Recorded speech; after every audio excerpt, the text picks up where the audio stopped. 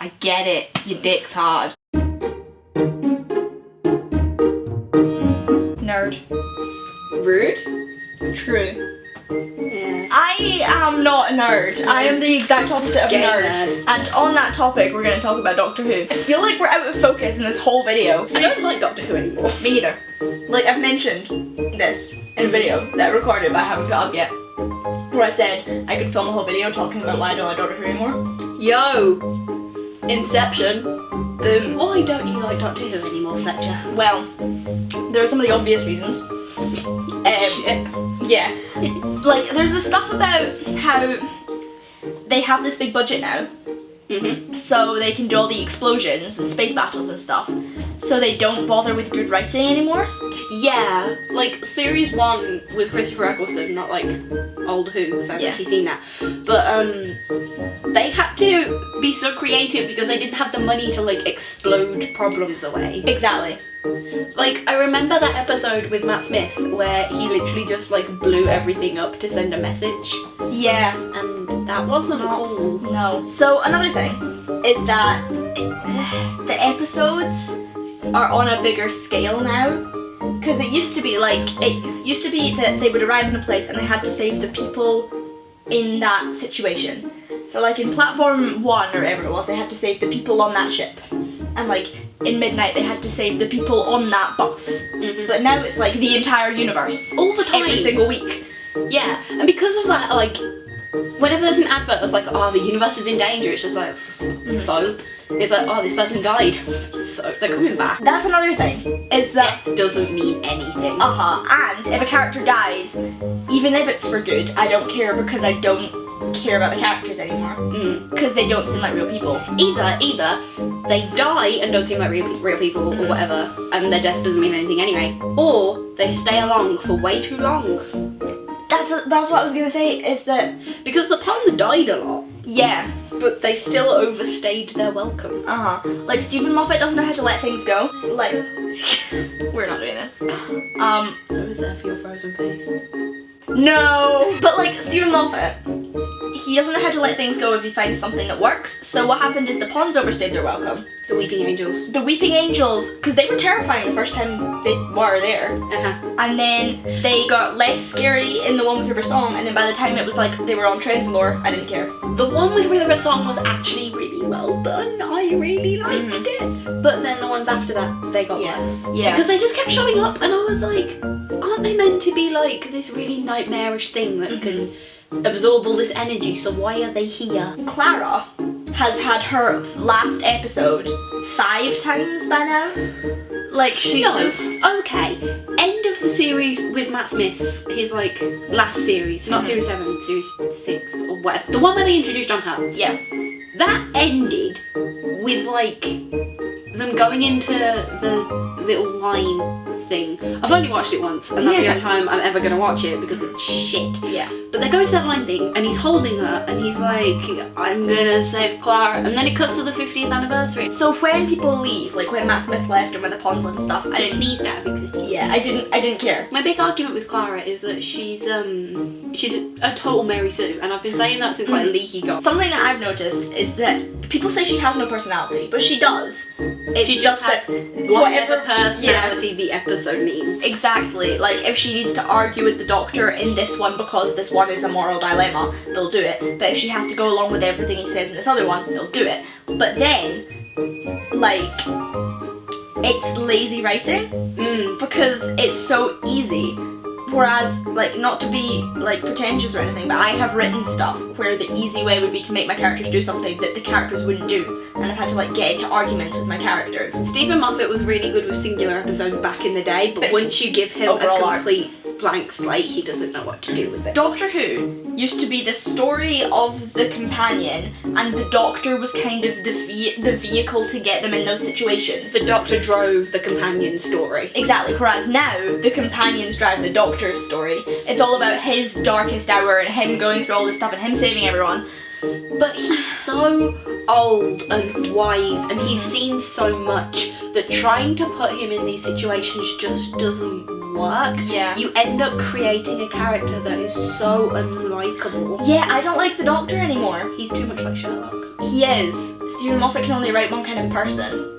Which say is that an intelligent asshole. We stopped watching him for this season, so Peter Capaldi might be completely different, which Yeah. another demonstration of lazy writing. Yes. But we stopped watching. Yeah, I haven't seen the new series. I might one day, because actually I like Peter Capaldi and his portrayal, I just don't think that the writing would do him justice.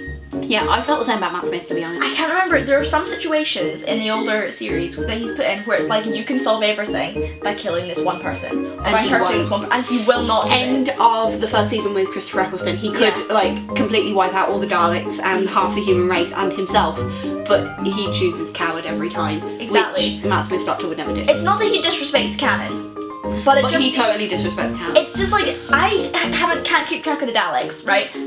There was the Time War, then there was one Dalek left, then there was like the Emperor of the Daleks survived and made the whole new race out of humans. Then there was the Cult of Scarrow, who were in the Void for the Time War. That's how they survived, and I get all of that. And then all of a sudden there's an asylum. Where did that come from? Sci-fi and fantasy doesn't have to follow our world's rules. That's why it's sci-fi and fantasy. Mm-hmm. But it has to follow its own rules. And this one doesn't. No. The plot holes are ridiculous. Really are. And the thing that annoys me, which we've talked about, is that the Reapers were introduced for one episode, and it was like, if you mess with time, then they'll come back. The entirety of Series 5 shouldn't have happened. Do you have any other problems with Doctor Who? Apart from like the obvious Racism, sexism, sex- homophobia. sexual assault. Yeah. It's just not good. I'm the tall one, he's the fat one, and we're both gay. Do we need any other identifiers? The representation's really bad. It is. And it used to be so good. Like, I've seen complaints about RTD era, like, yeah, but in Stephen Moffat era we have, like, a lesbian Victorian. An overly sexualized lesbian couple that get... There is literally a scene where she has, I've even forgotten her name, Vastra has Jenny posing, and, like, it's like she's painting, but she's not actually painting. She's just making her pose. Yeah. And then there are all the boner jokes with the sonic screwdriver. Yeah, I get it. Your dick's hard. But with Russell T Davis's era, It was so good. and like, because we had Jack. the kiss that happened that was like, there was no fanfare about it, he just kissed the Doctor. It just happened. And then, like, even in terms of like just class representation, like Rose was working class, she was 19 and left school after her GCSEs. I said with a this- single mother. I said this to you. Rose and Clara grew up on the same estate. That's like established. But Clara's so middle class, she wouldn't live on a council estate. She'd Yeah. live like in her own like apartment or her own flat. And maybe she does now, I don't know. But she used to live on the Powell estate and I don't see that happening. Yeah, no, I don't feel like her and Rose are in the same class. No, but it just feels like every series has an overarching mystery. And then the end of the series does it. But Hey, the thing hey, is, hey, look, this is the mystery. This is Uh-huh. the mystery. This right here is the mystery. Ha ha ha, you don't know what it is. with Stephen Moffat, it's thrown in your face right away. Like, how did the Doctor survive being shot in the spacesuit? Or like, Who's Clara, guys? Who's Clara? Oh my gosh. Who's Melody? Whereas with Russell T Davis, you didn't even know Bad Wolf was a thing until it got pointed out. Same with the missing planets.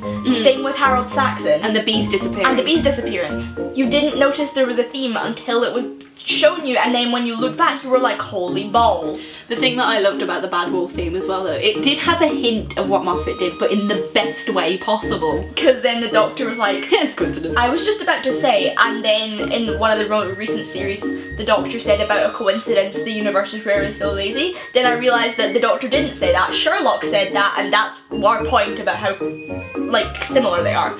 I didn't realise.